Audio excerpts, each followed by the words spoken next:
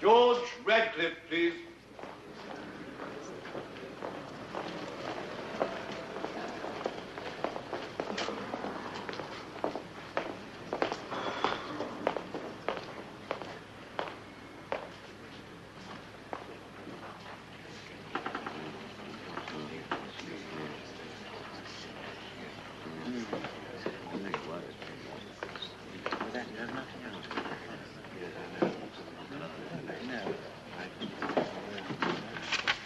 Silence. I swear by Almighty God that the evidence which I shall give shall be the truth, the whole truth, and nothing but the truth.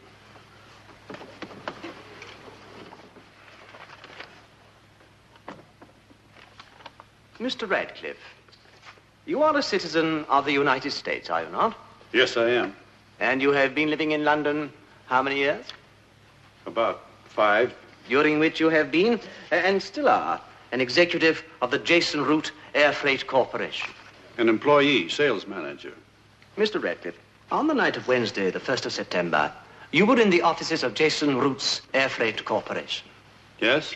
You had been asked to work overtime? No, I was doing some personal work. You had not been asked to work overtime? Employees never worked overtime unless they volunteered.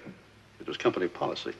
Did you know that upon that evening, an unusually large sum of money in cash would be turned in by drivers who had made COD collections that day?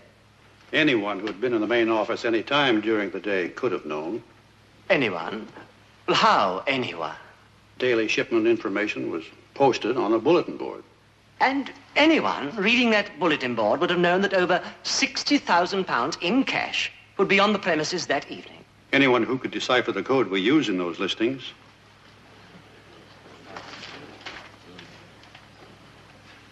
The man whose charge it is to post those listings, he would have to know the code, of course. Yes.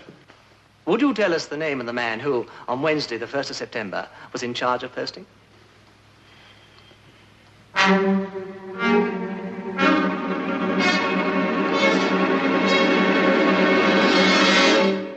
Donald Heath. Would you speak a little louder, please? Donald Heath. And so, on the evening of Wednesday, the 1st of September, there were 3 known persons on the premises. Yourself, the deceased, and Donald Heath, an otherwise disinterested employee, one prone to error and absenteeism, who, on that particular evening, had volunteered to work overtime. It had nothing to do with the money. I had to work overtime. I had to try and make it up. I was trying to catch up with... Silence.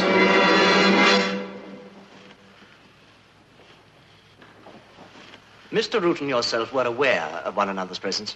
Yes, he dropped in my office. Did Donald Heath also drop in? No. No. Mr. Radcliffe, you saw Donald Heath at his desk in the main office? Yes. Did you speak to him? No, his desk was at the far end. And when I passed through, he was bent over as if... You did not pause as you passed through? No, I went right to my office. I'd run out to grab a sandwich. I knew I wouldn't be getting home till pretty late. And as I was coming back, I remembered I hadn't called my wife to tell her I wouldn't be home for dinner. I wanted to call her quickly to tell her to go ahead and eat and to apologize. And as I started dialing, I heard Root call me. That you, Cliff? It could not have been Donald Heath who called you. He wouldn't call me Cliff.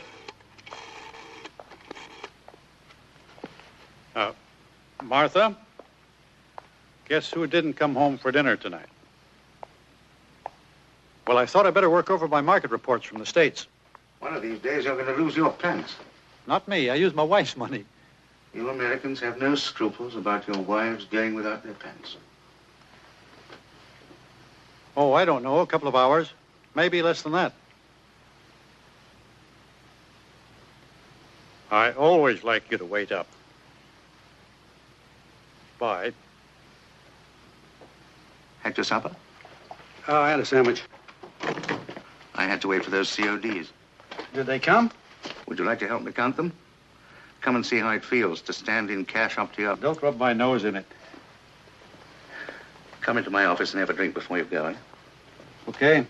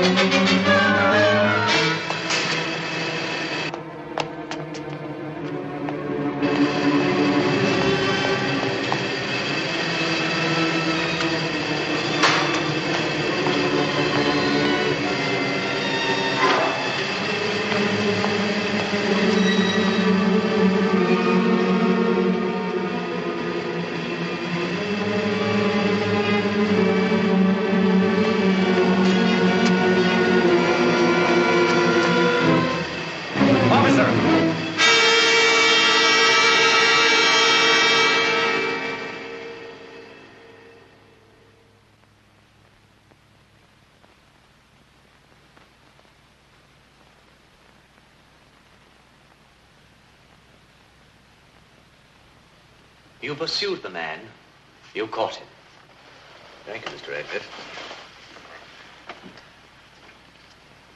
Mr. Radcliffe, when you came upon Mr. Heath down there in the boiler room, did he have anything in his hand? Yes. Would you tell the court? A bottle. He was not holding a satchel containing 60,000 pounds? No. Thank you, Mr. Radcliffe. No doubt you've become aware in the course of the trial that the boiler room was searched, and searched again and again, but neither the satchel nor the 60,000 pounds were ever found. Yes. Yet you are certain that the man you saw run from the office of the deceased, a satchel in his hand, and the man you came upon concealed in the boiler room, a bottle in his hand, you are absolutely certain that these were one and the same man? Yes. Please think carefully, Mr. Radcliffe. You could in no way be mistaken. There was no one else down there. The officer and I made sure of that. I don't know what happened to the money. Forgive me, Mr. Radcliffe. I'd no intention of ruffling you. But do you not think it possible that the man with the satchel entered the boiler room and then went out again through another exit, while the prisoner, Donald Heath, had been down there all the time, in fact, for the whole time of the robbery and the murder? Might not such an explanation be possible? No. Well, then, you may as well step down, Mr. Radcliffe.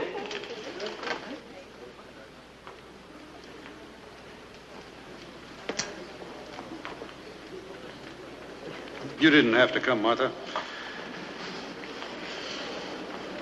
That jury's taking a long time. It's the money that's worrying them. Even in Old Bailey, you can't get away from money worries. I wonder what he did with it. Why doesn't he give it up now when it might mean his life? It's about the only thing that could make a man give up that kind of money. Your shoulder?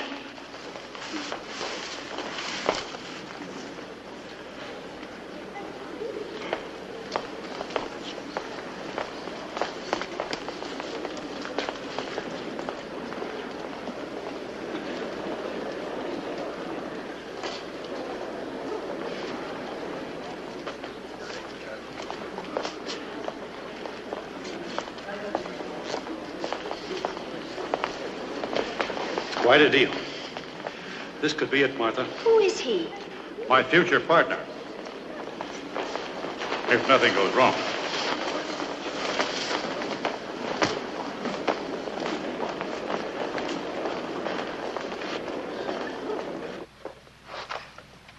Yes, sir, we have. We find the defendant guilty. No. No. No, I swear to God, no. You've got it all wrong. Radcliffe. Radcliffe. God in heaven, Radcliffe, please tell him the truth. You know I didn't do that. You know that, love. You know I didn't do Silence. That. Please. I'm sorry. Tell him, Radcliffe. Silence. It wasn't me. You know it wasn't me. It must have been you. Silence. It was you, Radcliffe. I didn't do it. It was he. He did it. You did it, Radcliffe. It was you, Radcliffe.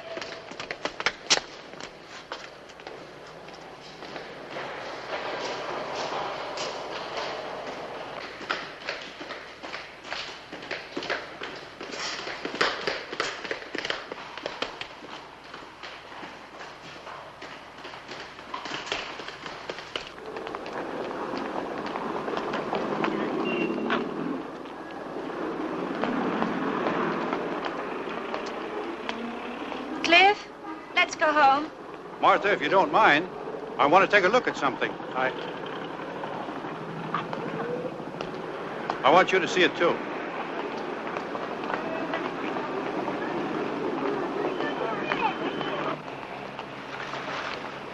Now, there it is. That whole string of buildings, beginning with that dark one and running all the way over to where that white ship lays. That's what I meant when I said quite a deal. It now belongs to International Freight Forwarding. But if we can pull off this deal... We? Morris Brooks, the fellow I talked with in court today, he's in a position to... He can take over International, but he needs someone to put up a certain amount of... Wait here a minute, will you?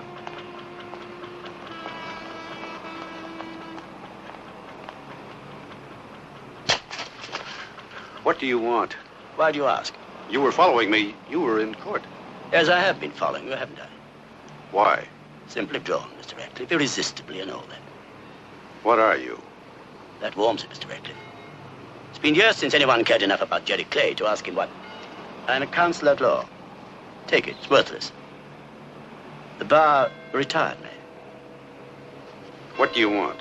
To thank you for your superb performance in court today. How admirably you told your tale. Standing there like truth carved in brass. No, I assure you my interest is purely professional. They can't retire a man's interest, can they?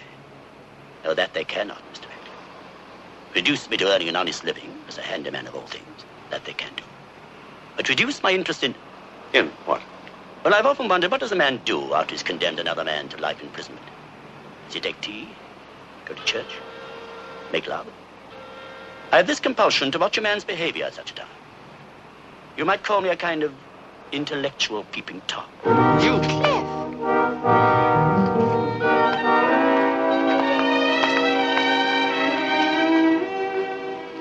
Some kind of a nut. Did you hear what he said?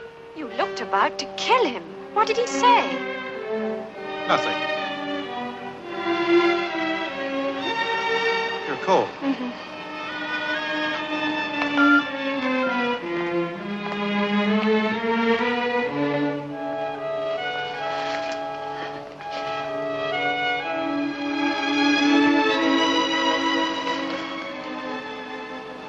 I'm warm now, with your arms around me. Are you tired of living the way we live? No.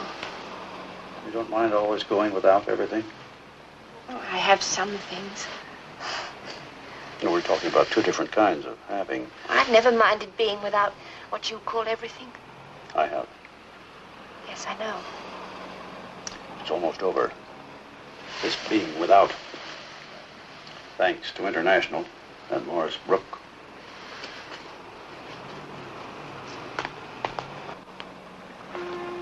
Do you know how long I've been waiting for this chance, Martha? All those years in the States after the war and nothing happening, nothing. And then coming over here and more nothing. That man, Brooke, you said he needs someone with a certain amount of money? And the knowledge of the freight business. You have the knowledge. I have the money, too. You don't think I've been playing the stock market just to be playing with something, do you, Martha? Has something good happened? I've made a killing.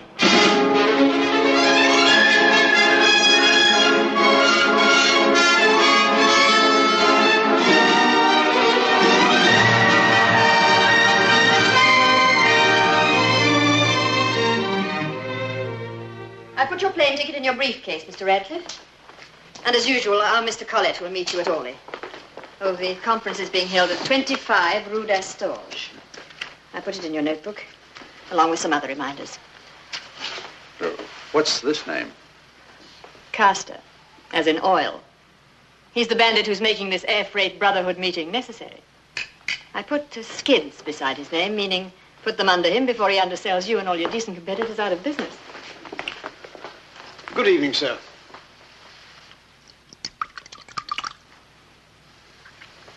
Thank you very much, sir.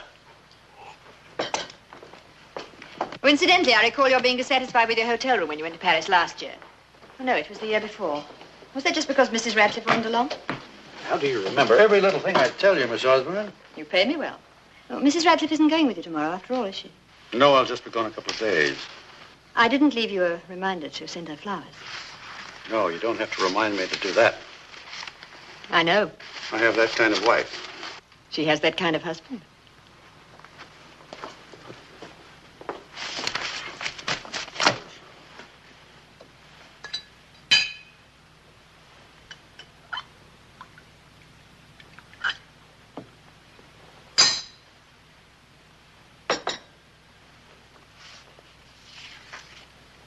Happy night out, darling. Well, have I forgotten one of our anniversaries? Oh, Miss Osborne wouldn't let you. I gave her a complete list 5 years ago, the very day you hired her, to be exact. And I add to it from time to time. You look mighty special tonight. Mm-hmm. Something on? No, pure lark. Care to indulge me? Is that a crow's foot right near your left eye? Well, take me somewhere elegant and dim and tell me it isn't. I was kidding about the crow's foot, but you do look a little... are you upset underneath all that finery? Oh, no. No, I'll wait until you finish up, and then we'll go and have dinner and... And then right home. Relax and read about world tension. I've got to go through some of this before we leave.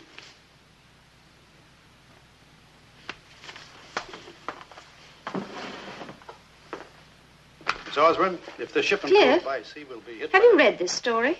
I haven't seen the news yet. Well, they've been talking about it on television all day.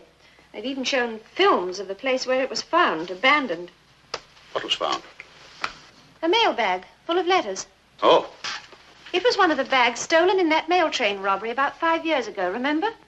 The bag was untouched. They assumed the thieves hid it and never got back to it.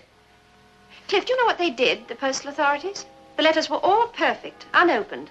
So they simply marked them delivery delayed and sent them on, just as if there'd never been a robbery. Very British. Miss Osborne, send a wire to the Merchant Bank, Seattle, Cliff? and tell them the... One of those letters was for you. Did you bring it? No. Why not? Are you going to be angry? Because you've opened it? Oh, Cliff, I resisted it for hours. But there it was, and the newscasters were drumming about it, and it was addressed to our old place. What was it, a bill? No, it was very personal. Better check that portion before you claim it's been paid. I may be mistaken. It was about the murder, Jason Root's murder.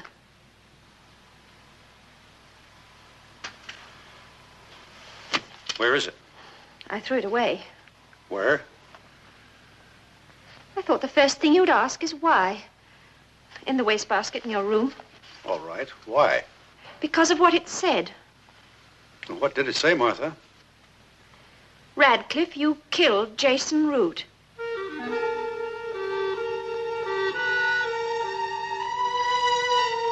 I have no feelings for Heath. Let him rot. But I do feel for that £60,000 that you helped yourself to. And my feelings should be worth $30,000. Get it to me within 10 days or I'll go to the police. And it was signed Jeremy Clay, Box 211, London. You know what I think? You believe it. Oh, Cliff, don't even joke. It's nothing but blackmail. Who's the clown that found the mailbag? He threatened to go to the police if he didn't hear from you in 10 days. But you never got the letter, so he couldn't have heard from you. And he obviously didn't go to the police. He didn't write again or call, did he, Cliff? This is really bothering you, isn't it? No. Well, yes. Yes, it is a little bit. I'm not in the habit of getting letters that accuse my husband of being a thief and a murderer. You didn't receive this one, Martha. Anyway, Cliff, I figured out the dates, and the dates prove that it isn't true. The trial was 6 years ago, the robbery 5. That means the letter was written a whole year after the trial. Now, if this blackmailer knew about you, why did he wait so long? You mean if he knew I was a thief and a murderer? Oh, Cliff, please. He waited because at the time of the trial, you didn't have anything to be blackmailed for, and there was no reason to think you had stolen the money. And killed Root. Oh. Then a year later, he must have read about you and Morris buying out International and figured... And figured I'd mourned Root for a decent interval and then used his cash to buy this big plush world we live in. It was just about a year after the trial, wasn't it, Martha? And they never did find the money. And that kind of puts me smack in the middle of one hell of a coincidence, doesn't it? Yes, Cliff, but that's all it is, isn't it? A coincidence. A hell of a coincidence.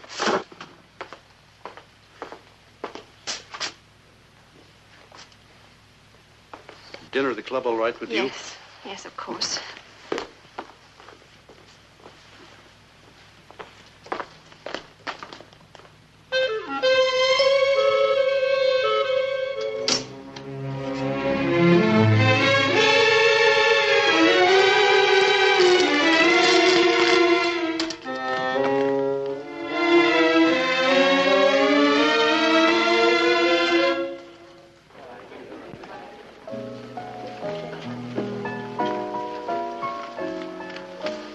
Will we have to wait? Your usual table is... I'm sorry we didn't expect you tonight, Mr. Radcliffe. Would 35 minutes do? We'll wait at the bar.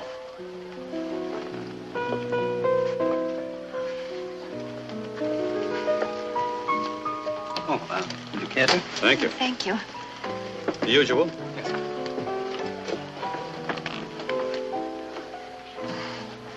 You're not going to let a little 5-year-old blackmail spoil your dinner, are you?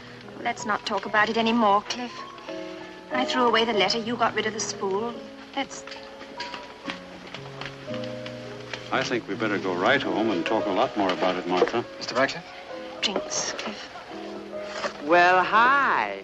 Your old friend, Mrs. Harris, would love you to join us at the dark end of the bar. I'm Cindy. Lily's here. We were just going to finish our Oh, drinks. let's go over and say hello, Cliff. She'd be awfully hurt if we... Shatter, but never show it. She shatters only internally, rather like a mine.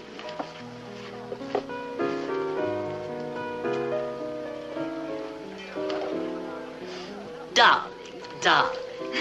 Nobody told me you two would be free tonight. Well, how are things in paradise? Oh, did you meet my Mr. St. John? Manfreda, these are my Radcliffes, George and Martha. Buy them drinks. No, we have... Oh, man is my latest young man. I support him while he writes his ponderous little plays, and in return he keeps me from growing too old while my husband does the diplomatic circuit. Have you heard from him lately, Lil? Only by check. Isn't it terrible of me? I love having everyone suspect everything. Do you suppose I do it to feel superior? I mean, knowing I'm innocent, and watching all those inferior people suspect the worst. Suspicious people are inferior, aren't they? No, not all. Not to begin with, anyway. Well, believe it or not, I am innocent. All I've really been doing with Manny is trying to get him to write one of those angry dramas about young people fighting out their problems on a mussed bed. I deplore anger. The most I allow myself is petulance. Admittedly, it's somewhat feminine, but then feminine emotions are easier to understand. Don't you agree, Mr. Radcliffe? I don't know. My wife doesn't get emotional too often. Be quiet, Manny. Buy me a drink. Shall we dine together? Just the four of us. We were just on our way home. Well, just the three of us. Well, Cliff has work to do. He's going to Paris in the morning. You're not going? No.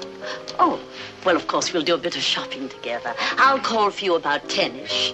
And while we're shopping, you can tell me about all this. Night.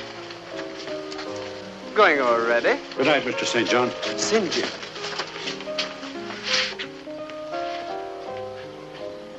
Trouble in paradise. Why didn't you call me at the office as soon as you read it?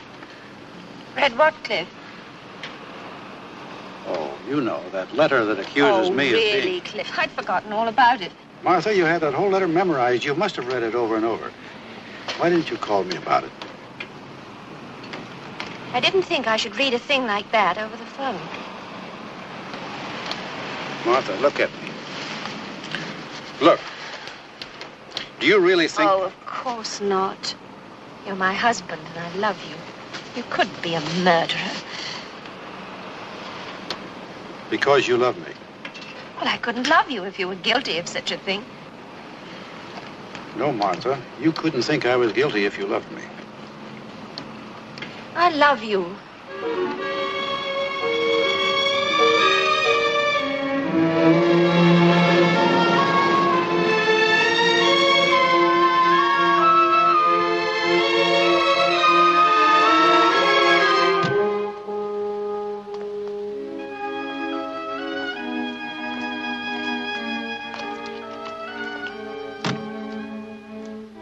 Good evening, Betty.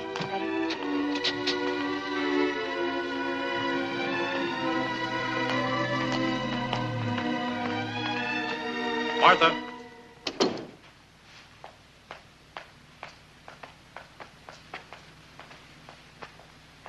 That letter gave you an awful shock. If it hadn't, you'd have called me and we'd have laughed about it. Yes, I know, Cliff, I know. That's the way I wanted to feel. I'm sorry. All right. It wasn't a funny letter, and if anybody got a hold of it... Oh, no one will. Please, Cliff, let's never mention it again. Let's simply forget. No, we won't forget it.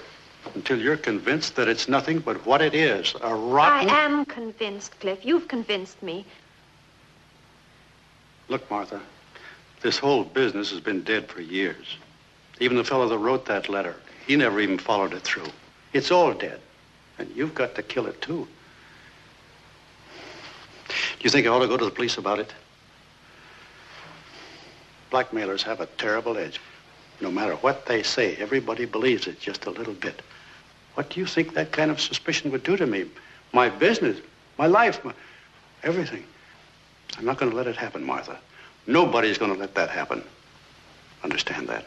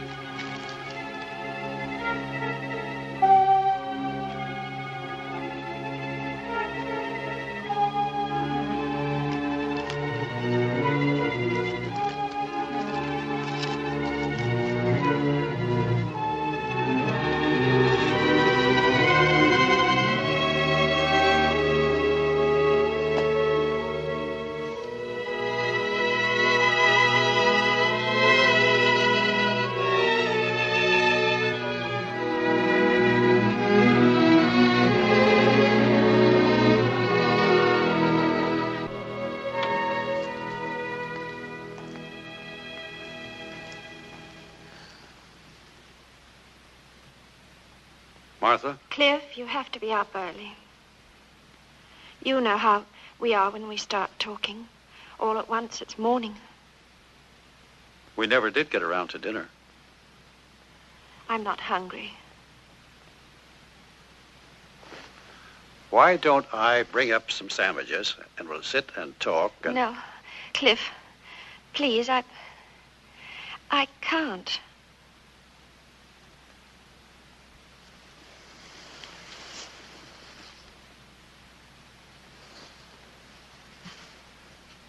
I can't believe this. We've been married too many years. We know each other. We know everything about each other. Do you think a woman could live with a man, can sleep with him and not know she's sleeping with a murderer? Do murderers make love differently?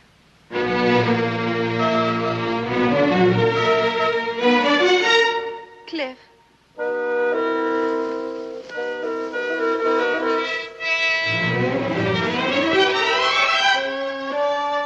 Cliff, I'm sorry.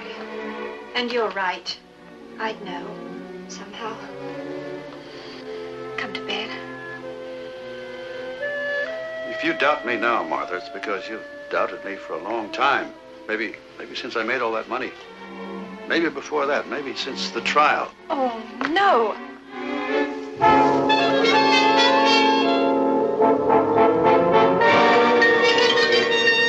George Radcliffe, please. What's the matter, Martha? Nothing. Nothing, Cliff.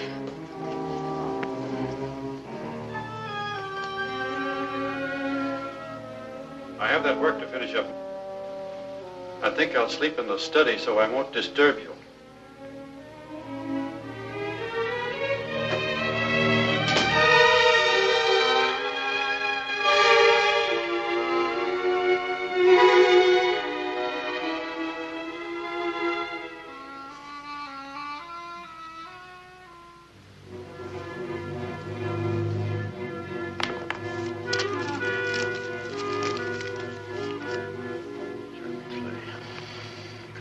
Clay.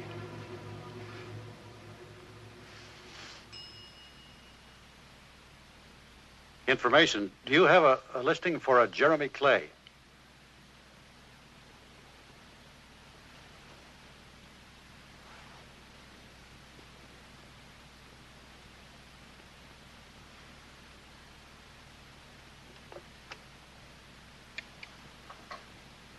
Thank you. Thank you for the information. Good night.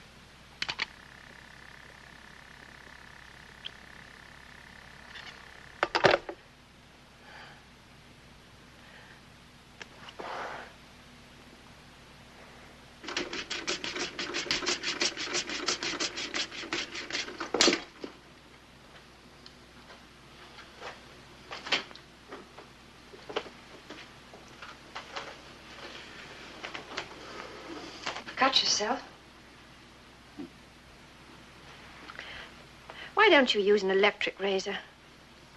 My father gave this to me on my 13th birthday. Did you need it at that age? Well, I've always had more than my share of whatever they call those male things, hormones or something. Yes, I've noticed that about you often. Anyone hearing us making this self-conscious small talk would think we'd spent the night together. You packed? Last night. Didn't you work? I'll try on the plane. I didn't go to sleep right away. I almost called you, but I thought you were working. I heard you on the phone. You want to know who I called, don't you? I wanted to last night. I'm not very proud of it. You're acting like a wife who's just begun to suspect a mistress. Only your suspicions are worse. My suspicions? Aren't you? Suspicious? I don't know. If I'm acting like I am, it must mean I am. At least a little. You can't be a little suspicious, Martha. It's like virginity. No degrees. You either are or aren't. Cliff, I'll cancel my shopping with Lily and go with you to Paris. I want to be with you. No, I think you need a few days alone to think. Oh, but I don't want to. Well, do. And before I get back, have it all straight in your mind, get your mind all cleaned out. Oh, yes, I will, Cliff, I will. I don't know if you will, but you better try. Martha, I don't want to have to prove anything to you. I resent it. I want you to believe me. I don't need proof. Sometimes we all need proof, even if we shouldn't.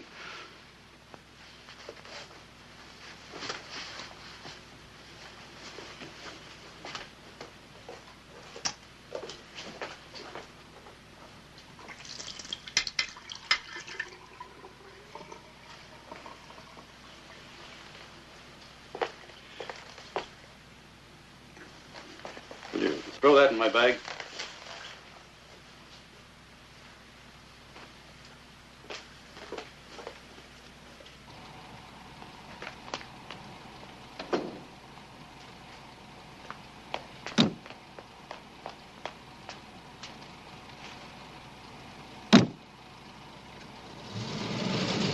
Well, of course, you haven't told me the whole thing, Martha, and I don't blame you because heaven knows I talk. But I do think the last place in the world to allow a man to go off to, even when relations aren't strained, is Paris. Of course, being a woman, all I know about that side of Paris is what men tell me. But if I had a husband like George, if I even knew a man like George, I'd be on the next plane. George is in that taxi, Martha. Lily, please don't play pranks. Pranks? George is in Paris. I saw him in that taxi. No, Martha, George is not in Paris.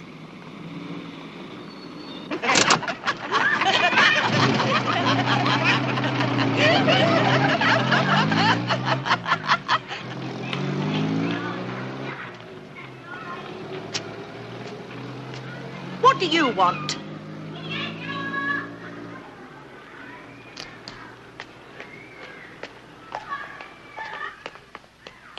Who gave you the right to come barging in here? I was given this address for Jeremy Clay. By whom, may I ask? Someone helpful. Pity we can't all be that way. Helpful, that is. I can help you. Follow me. Thank you.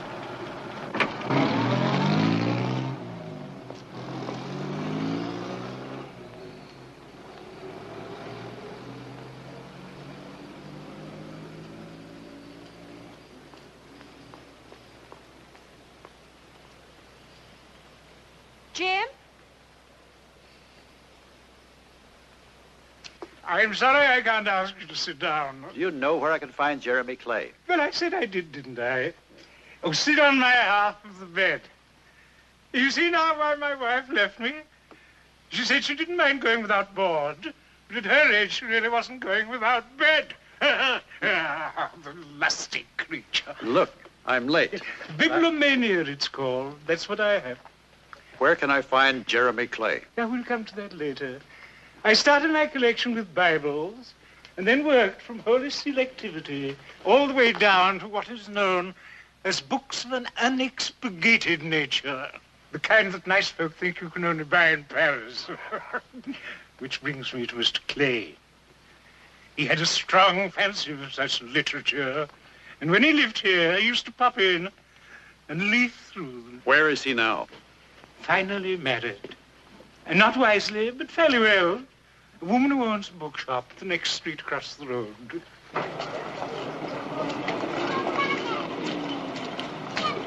Lovely hot chest.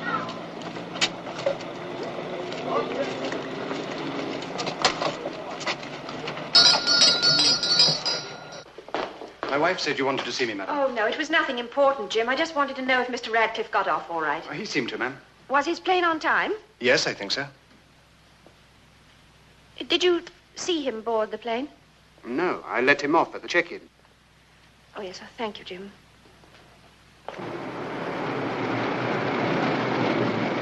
Taxi! London Airport, quick!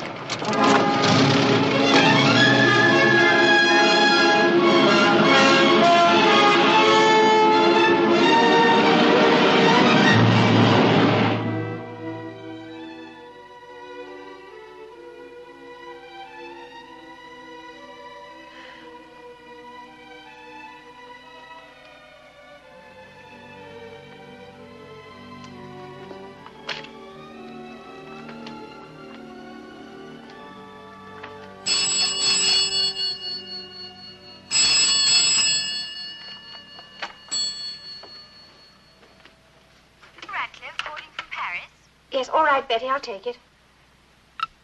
Hello, Cliff. No, I was awake. How does Paris feel? Well, you're the sort of man who should never go to Paris without a woman. Yes, of course I miss you tonight. I missed you today, too. Oh, well, it's probably only one of Lily's pranks, but she said she saw you in a taxi today, in town. Do you think Lily would play that kind of a prank? Are you still on, Martha? Hey, look, I've got to get this conference started. I'll call you in the morning. Oh, Cliff, wait. I can't seem to simply ask you directly if you were in London today. I'll call you in the morning, Martha. Good night.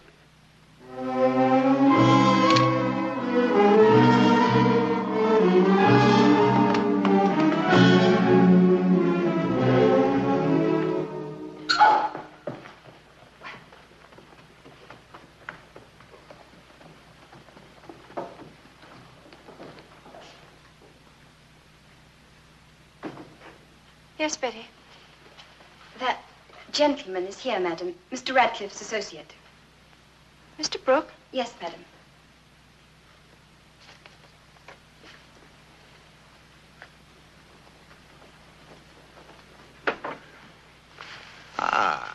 I'm sorry to barge in like this, Martha, without calling. I know you prefer to respect the formalities. What are you doing in London? Business? It must have been very vital to pry you out of your New York. It is very vital. George is in Paris. I know. Would you mind airing out the guest room? Miss, will you take my bags, please? Now, these jet flights are all very fast and practical, but you tend rather to wind one up. My hat and coat, please. Would you, care to unwind me, Martha? A drink would help. Betty, when you've aired out the guest room, would you bring down my robe? It's a little chilly down here. Yes, madam. Some people manufacture their own chilliness, the way others generate their own heat.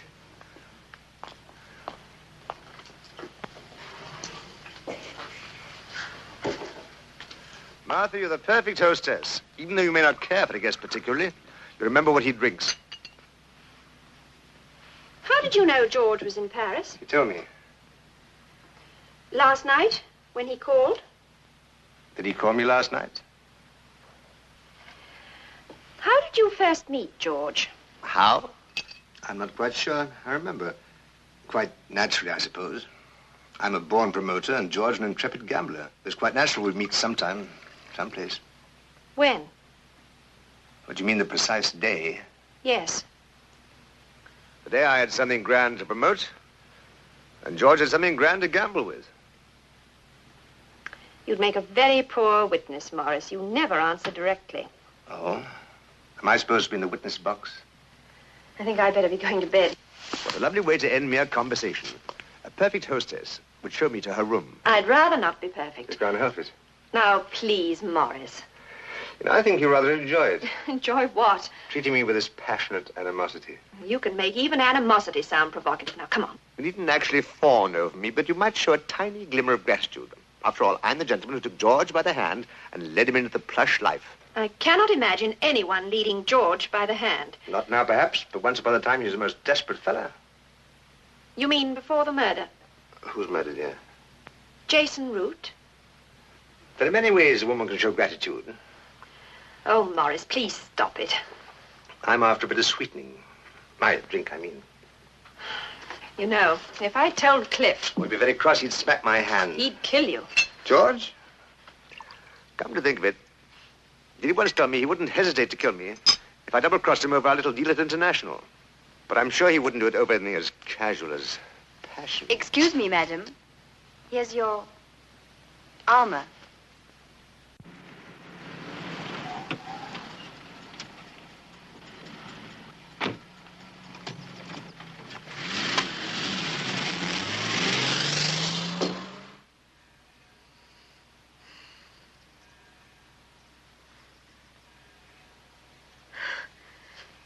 Oh,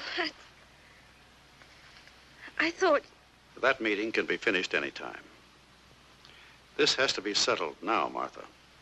Finished. That's why I came back. Oh, I feel so bad.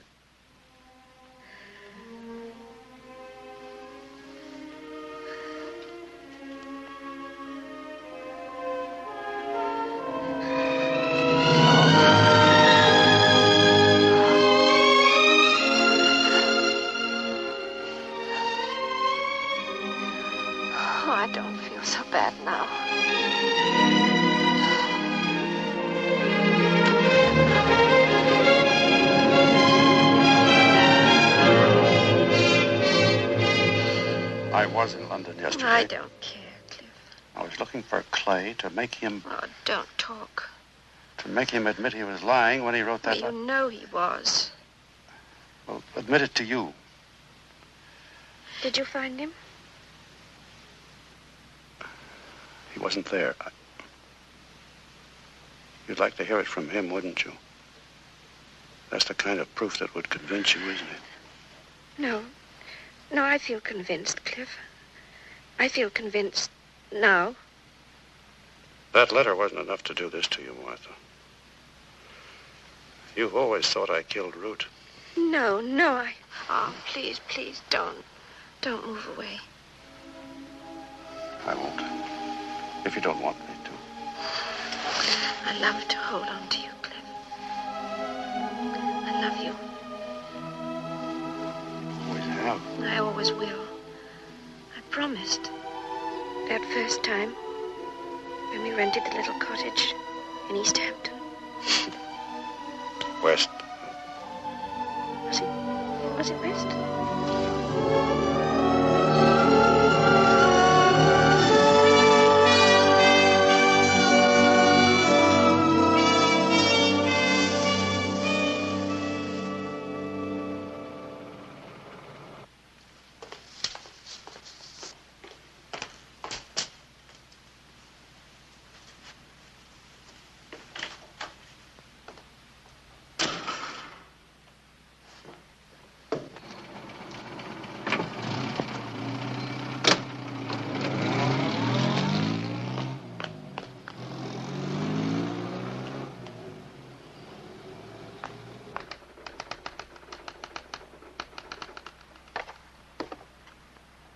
May I help you?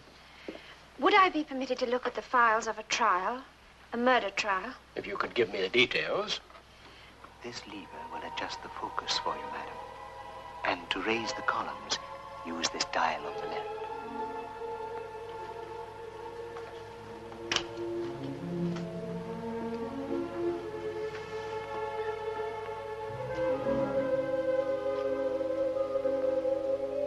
You did not see Mr. Radcliffe return to the office? No. That part must be like he said. He must have gone past while you were doing what, Mr. Heath? Searching in my desk for a medicine bottle. You kept medicine in your desk drawer? Have you a recurrent illness, Mr. Heath? Yes. I'm an alcoholic.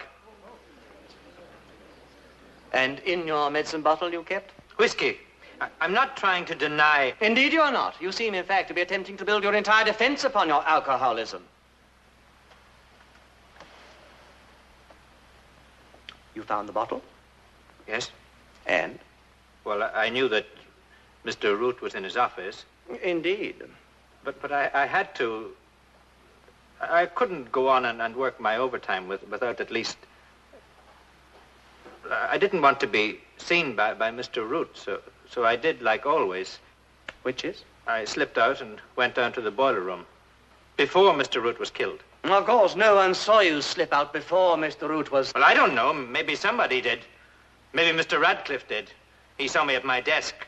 Maybe he saw me slip out, too, before the murder. Mr. Heath, throughout my questioning, and throughout the questioning of your own counsel, you have deliberately and blatantly attempted to cast suspicion on Mr. George Radcliffe. Well, he was up in the offices. I wasn't. I was down in the boiler room. We all know he was in the offices, Mr. Heath. We also know that Mr. Radcliffe, in the company of a police officer, pursued you to the boiler room. Well, then he was chasing somebody else. It wasn't me. Somebody he knew, maybe. Maybe an accomplice. But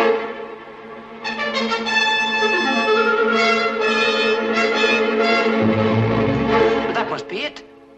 Him and this other man, Mr. Heath. Are you asking this court to even consider that George Radcliffe could be involved in a plot to rob and murder a man who had been a great friend and, as we all heard, a friendly benefactor? Mr. Heath, after observing this inhuman, immoral effort you are making to save your own neck, I doubt if there remains in this court one person who can continue to believe in your protested innocence. I can.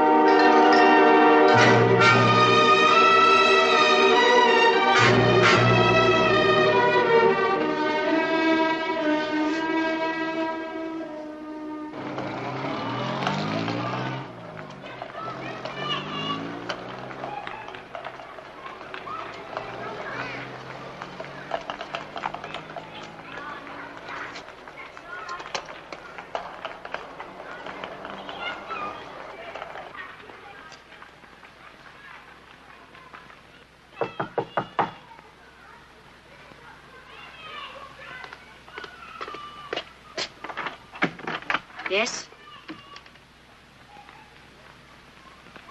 Mrs. Heath. Oh, may I come in? I thought I'd never forget your face. Any of those faces. Funny how I almost did.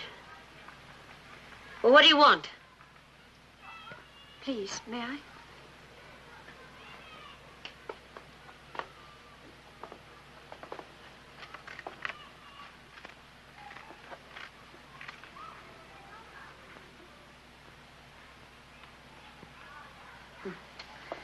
I thought nothing had brightened this place, except Donald walking in, free, cleared.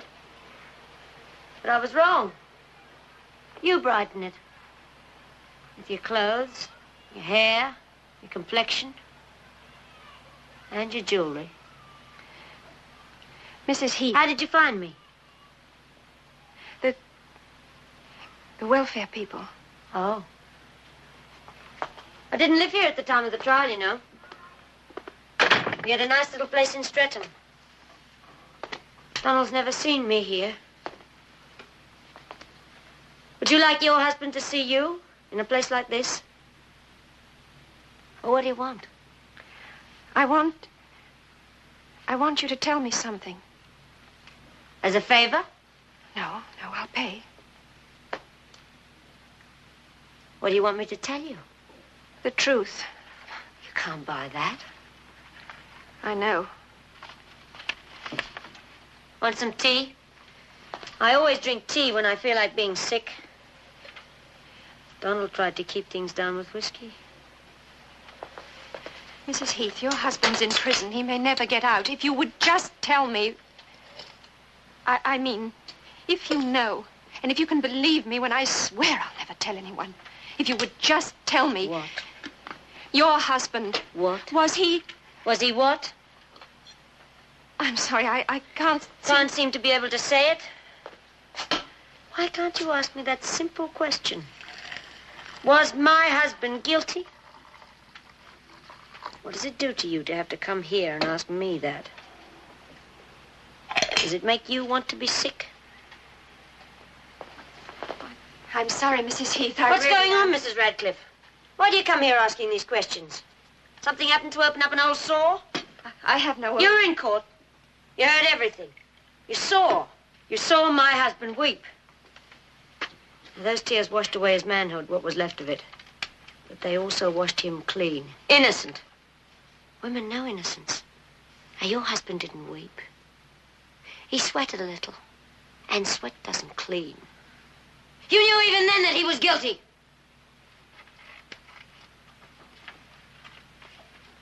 Women know guilt, too, you know. Well, if you've lived with it all these years, why can't you go on anymore? It never even crossed my mind.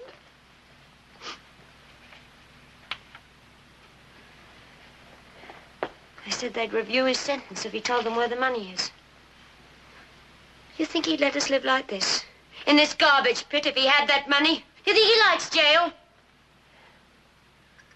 If he knew where the money was, if he could touch it, he'd tell. Donald would tell. He's cured, you know, of that drinking business. He's got a half-nice color to his face. Like when I first knew him. I guess your husband's got a nice color to his face all the time. The money he's got. You can buy sunshine, even in London. What are you throwing away there, Lucy? You have to believe your husband's innocent, don't you? You have to blame someone else. I blame the rats. Here, look.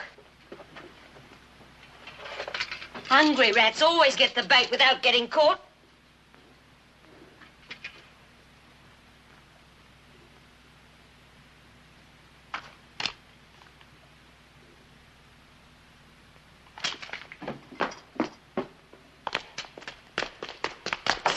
Buy the truth. I meant you could have it free.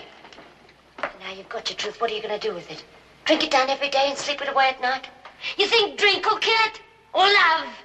Try it. Lie in his arms. Let him love you. Let him touch you with his hands. Murderer's hands. Let him kill the truth for you. Just the way he killed Jason Root. And my Donald. And maybe someday he'll kill you, too.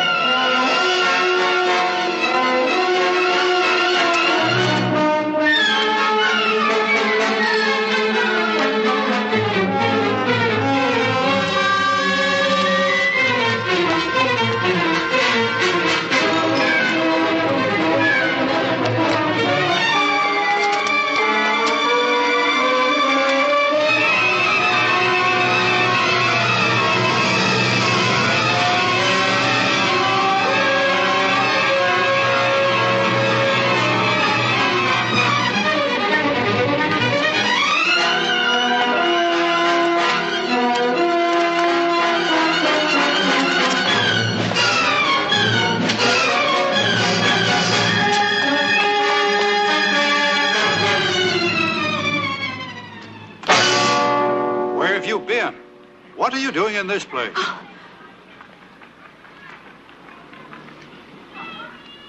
Martha, what are you doing? Oh, Cliff, she looked so terrible. So you wrote out a check. How do you think this would look if it got into the wrong hand? Oh, Cliff, Listen, don't you realize my testimony sent Heath to prison? Now I give his wife money. What kind of money? Conscience? Hush? What kind? I don't know. What kind of money do you have? This could ruin us. What kind of money? Martha. Tell me, where did you get that money? We'll talk about this at home. No. Right here. Now. Cliff, where? I told you I made a killing. Oh, I know that phrase. Down the years, it's made bad dreams. In the stock market, Martha. I explained it to you. That day by the river. Remember the day I showed you International? Yes, I know. I remember the day of the trial. You explained. Yes, I know. You didn't understand? Yes, oh, Cliff, I don't understand stocks and takeovers. Cliff, did you explain? What did you explain? Tell me. I have the papers at home. Notes, receipts. I'll show you how I did it. Tell me. I borrowed. I bought. It was a gamble. I put us in hock for the rest of our lives, Martha. On a tip from a man in the States I'd never even seen. I'd only talked with him on the telephone. I had to take the chance. Brooke was waving that deal in front of me. I needed a lot of money. It was a gamble, Martha. Nothing more. It sounds so... Oh, why can't I believe you? You still can't? Oh, Cliff, take me home. Show me the papers, the receipts, anything. I wish I didn't have to be shown, but I hope I can find them, but maybe they're in my office, in the files. Then just take me home. I'll get them tomorrow? Yes, tomorrow.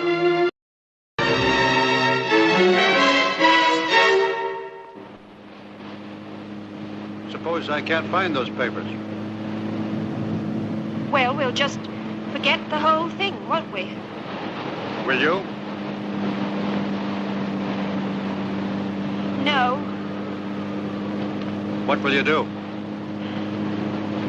I don't know. I know. You'll go on searching, talking to people like Mrs. Heath, maybe even the police. You'll kick up enough suspicion to get the case reviewed. Nobody will ever be able to prove I killed Jason, but while they're trying, I'll be destroyed. We'll be destroyed. I just can't let you do that.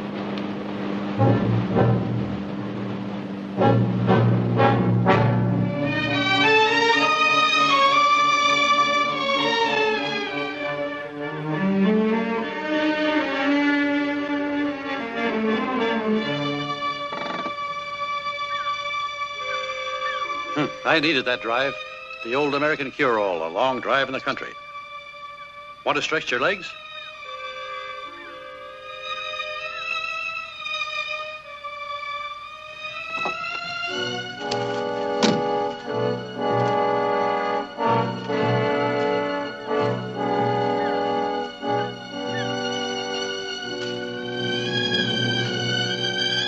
Come on, feels good. No, I'm all right, Cliff. Stretch them for me.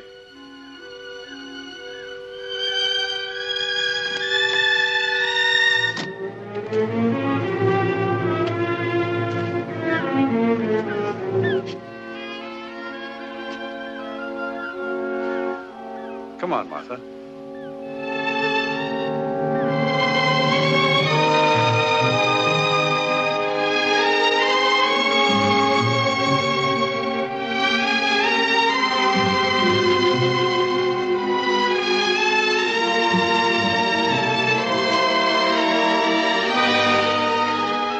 Buy that cottage in East Hampton.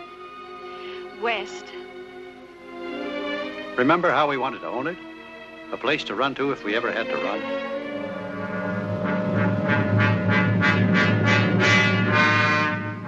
Let's go home. There's no hurry. No, I want to.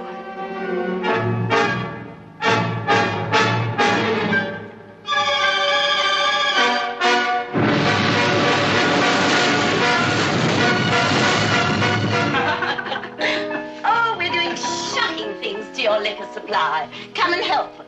Hope you saved a stiff one for me. Where's Martha? Lily. No, George, you may not come with me.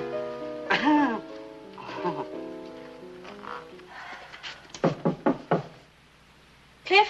It's Lily. Oh, Lily, come in.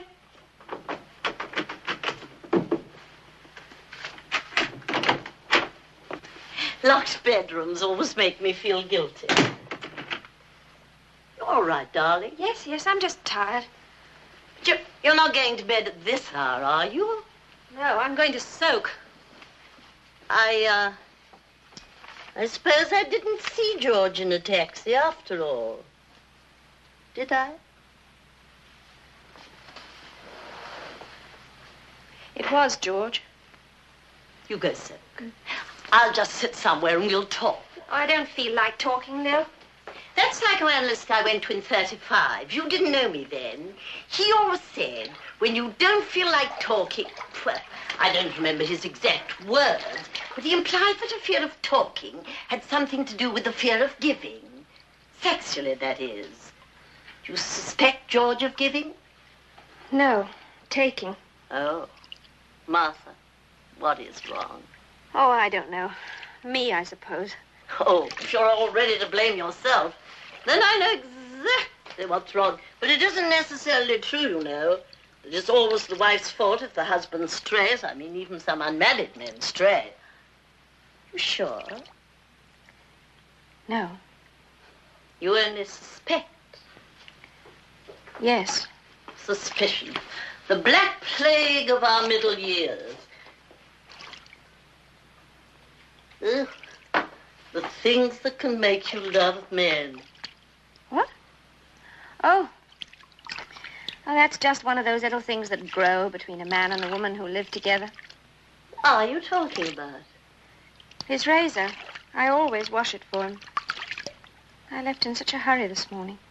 Well, there is one consolation, Martha. Eventually, whatever they're doing, and regardless of whomsoever they may be doing it with, it's over.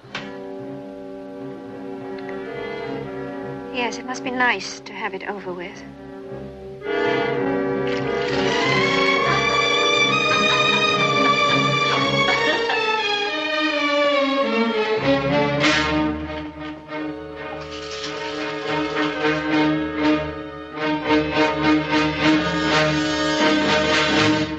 Lil, do you mind? You'd like me to go? You're wonderful, Lil.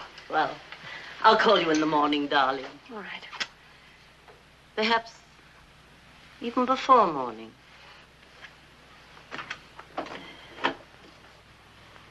Run out of girl talk? Oh, run along and say our goodbyes to George, Manny. He's gone. Taking the other fella to the airport. Sure you got that business straightened out, huh? Did my best. Thanks. We're in good shape. Nothing can hurt us. Well, I can't think of anything ordinary that could hurt us. Anything out of the ordinary, prevent.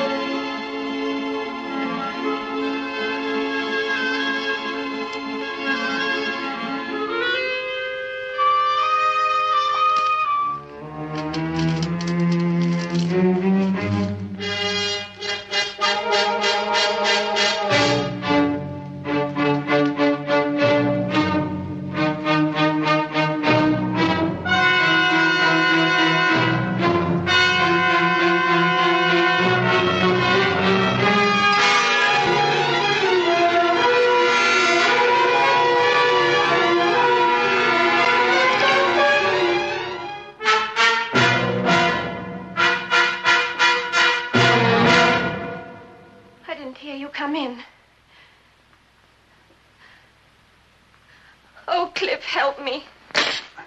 How? Help me. How? I feel in the middle of some place, high and empty. I'm frightened. I've always been so closed in, Cliff. I've always had strong arms around me. Even you. We didn't even know each other, and you put your arms around me, and all these years you've never taken them away. Right from that moment until now. They're still around you, Martha? No. No, I've moved out of them. I can't find those papers, Martha. I must have left them at the office. Oh, never mind, Cliff. You don't want to see them? I don't care. I don't want to care, not about anything. A little while ago, for just a moment, I even thought I might kill myself. Stop it. I know you, Martha. You couldn't do that. That wouldn't make things right. And you have to have things right. You want Donald Heath to be freed and the real murderer put away. And you think I'm the real murderer. So you won't slit your wrist. You'll turn me in. I don't think I could. Not tonight. Maybe not for a year, but it'll come. Do you expect me to live with that? I don't think I could turn you in, not even if I knew for certain. I'd find some way to live with it.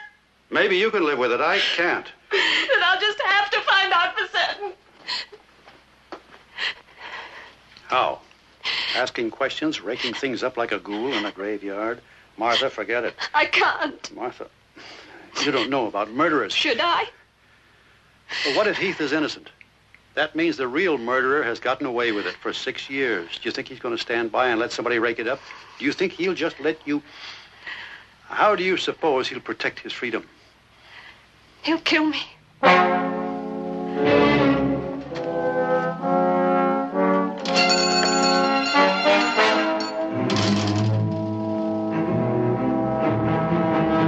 Yes? Oh, Can I help you, madam? Is Mr. Clay here? Mr. Jeremy Clay? In the back. Pay me when you leave. Thank you.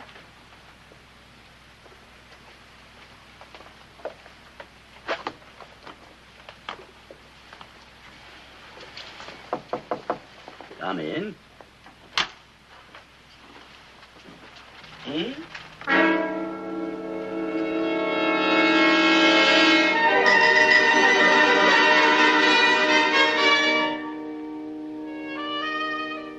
I'm Martha Radcliffe.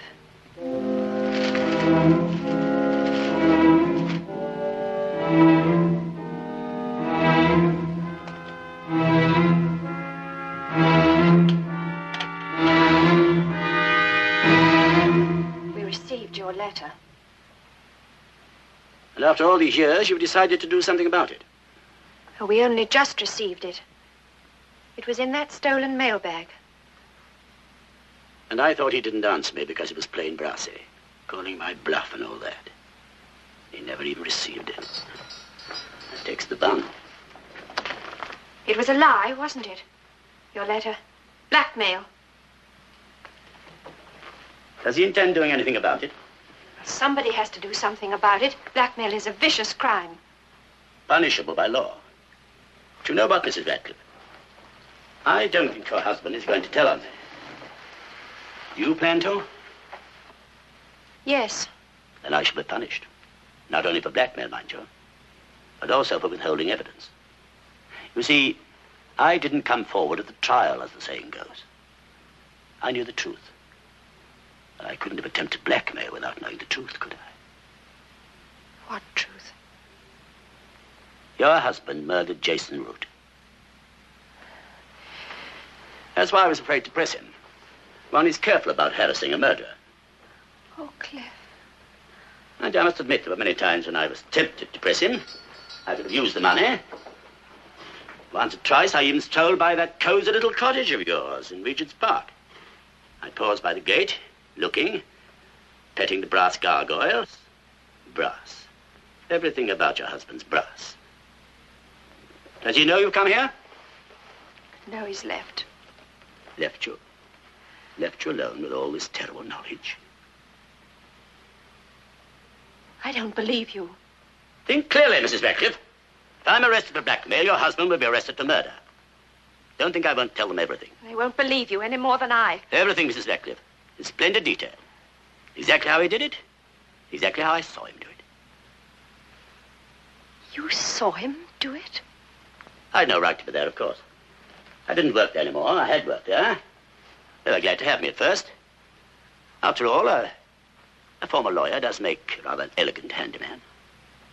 You were there? Yes, they were quite glad to have me. To the day they caught me helping myself to that fine store of bourbon whiskey that Mr. Rook kept in his office, then they had to let me go. Now and again I'd steal back. At night, of course. Not that I ever drank the stuff. I merely sold it and spent the money on more exotic vices. And you let them convict an innocent man? Would you rather I let them convict your husband? Don't think I didn't feel a twinge now and again for poor Heath. He told the truth there in court. Pity the truth always sounds so untrue. If he hadn't been so mad for a drink, he might have had me for his very own witness. You see, as I was stealing up the stairway, he was stealing down.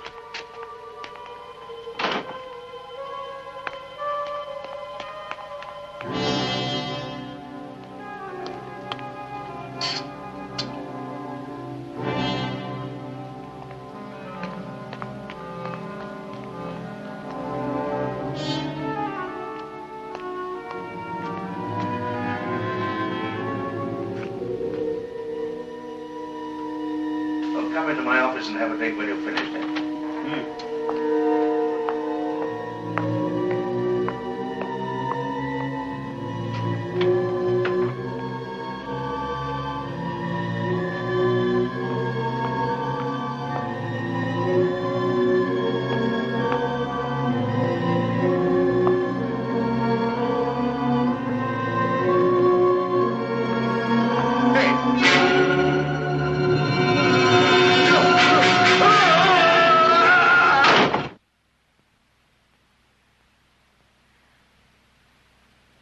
Now what do you do, Mrs. Radcliffe?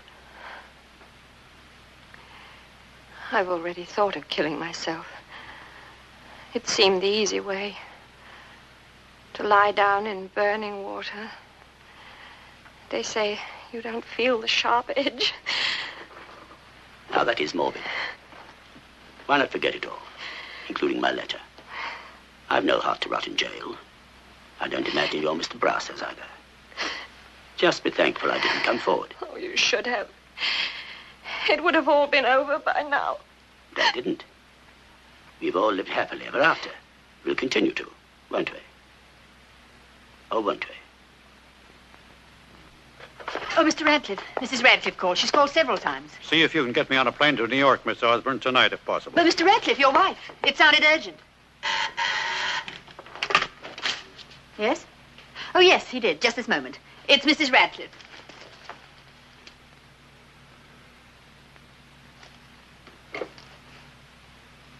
Martha? And I believe him.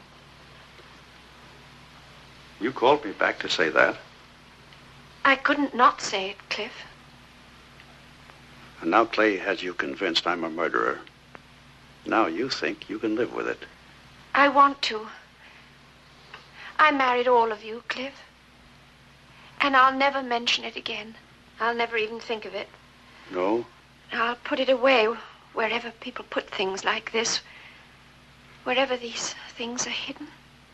Of course you'll never tell anybody. No, never. Cliff, I swear.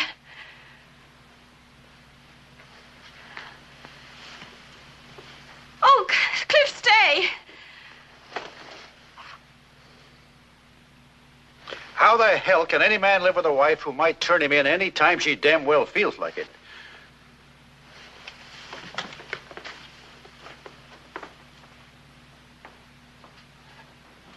Cliff, I had to believe Clay. He wasn't lying. He wouldn't have admitted being there just to build up a lie. He said he was there? Yes. He saw it happen.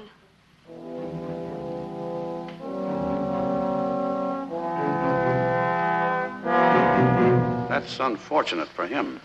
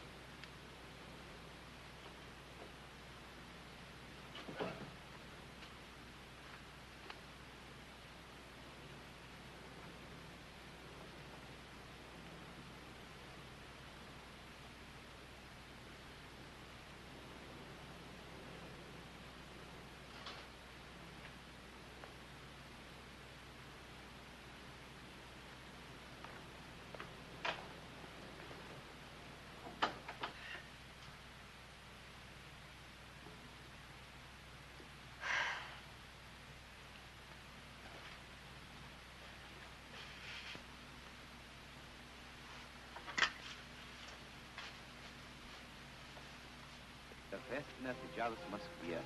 В Большом зале консерватории собрались представители общественности столицы.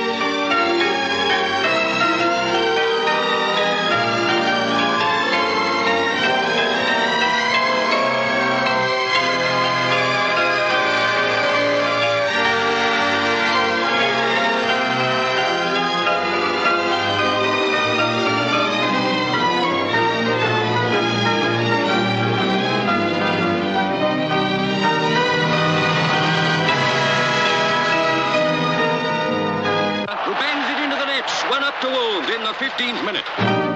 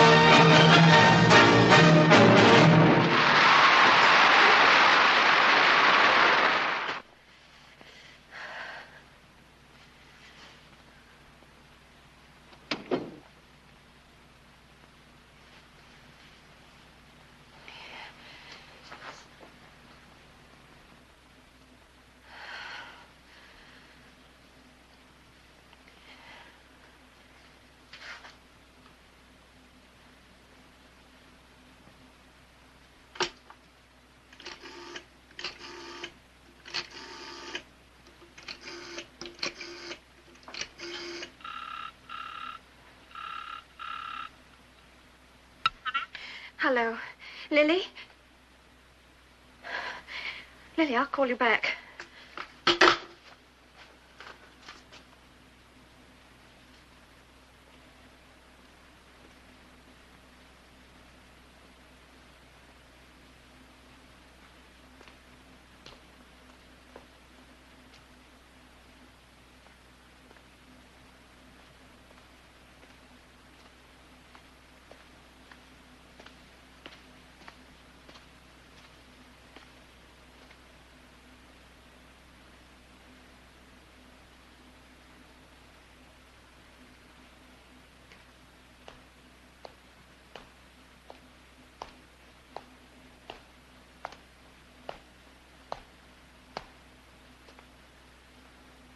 I came back.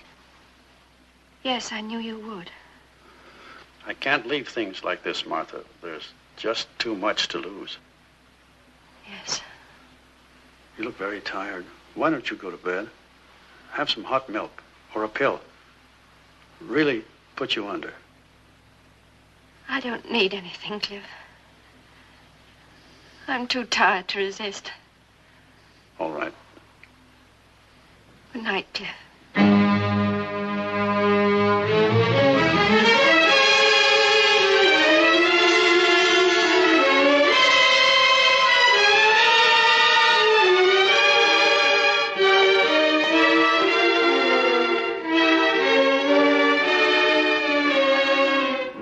Coming up?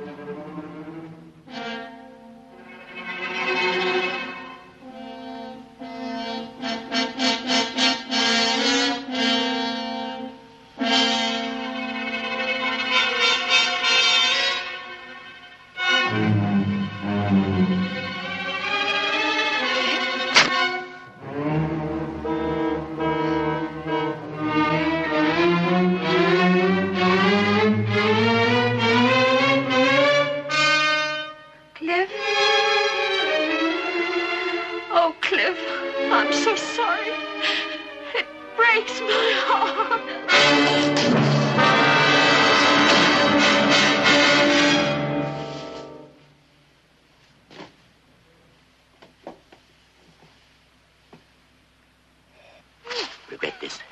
Telling you I was there was as good as telling you I'd killed Root. Then sooner or later you'd see.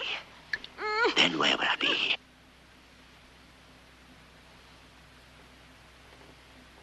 Relax. This is the easy way. Remember you said, lie down in burning water.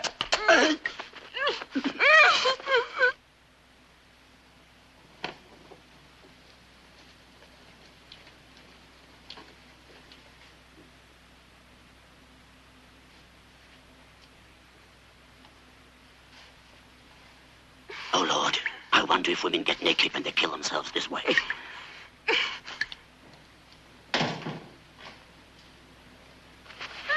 Don't tense. There. I told you too much today. I always tell too much.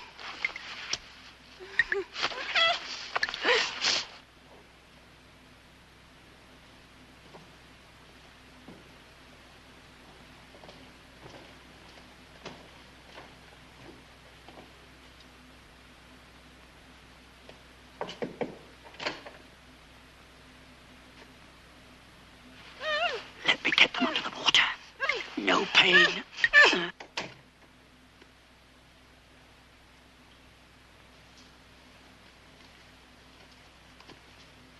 Afterwards, the clothes. Afterwards.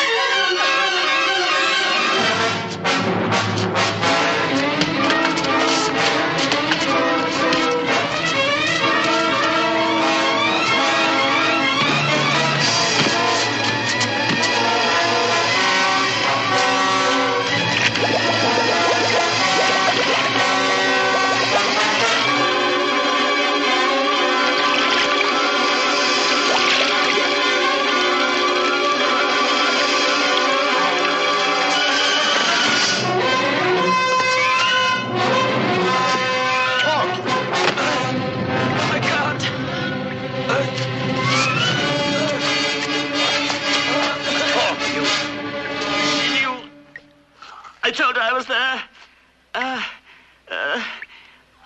I'd gotten away with murder for years and years, but I was free. I never got a penny out of it. Never got a penny out of it, but I was free. I tried to hide the money. When you chased me, I threw it behind the boiler. I threw it, but I missed. God, I always miss. The money burnt into ashes in the boiler. The boiler missed. By the boiler. I was so sure it was Heath. I condemned the wrong man. So did I.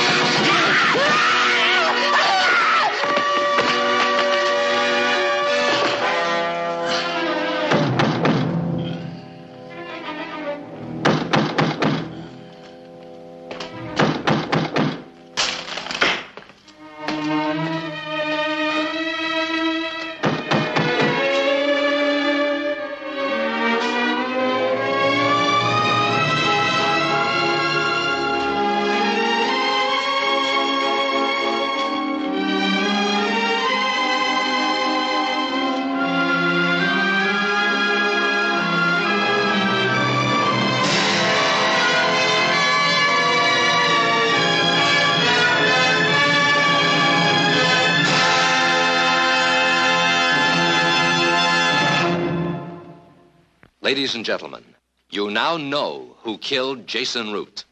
Please do not reveal this secret to anyone.